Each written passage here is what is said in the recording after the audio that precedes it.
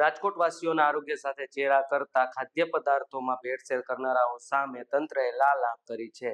શહેરના 66 જેટલા રેસ્ટોરન્ટ અને ફૂડ આઉટલેટ પર તંત્રએ મોટી કાર્યવાહી હાથ ધરી છે. આવો જોઈએ ફૂલછાપ ડિજિટલના ખાસ રિપોર્ટમાં. રાજકોટ મનપાની આરોગ્ય શાખાએ કરેલી તપાસમાં અંદાજે 218 કિલોગ્રામ જેટલો વાસી અને અખાદ્ય ખોરાકનો જથ્થો ઝડપી પાડી તેનો નાશ કર્યો છે.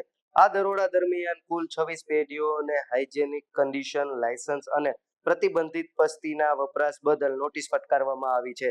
તેમજ કુલ 42,000 રૂપિયાનો વહીવટી ચાર્જ વસૂલાયો છે. એસ્ટ્રોન ચોક પાસે આવેલી પ્રખ્યાત વીરમણી સ્વીટ્સ એન્ડ નમકીનમાંથી 91 કિલો ફૂગવાળો માવો અને સડેલી સામગ્રી મળતા તેને સીલ કરવામાં આવી. આ સિવાય વિશેષ દૂધ ચેકિંગ ડ્રાઈવ અંતર્ગત ડેરી ફાર્મર્સમાંથી દૂધના તેમજ અન્ય ખાદ્ય પદાર્થોના મળી કુલ 17 નમૂના લઈ લેબોરેટરીમાં પૃથ્થકરણ માટે મોકલાયા છે.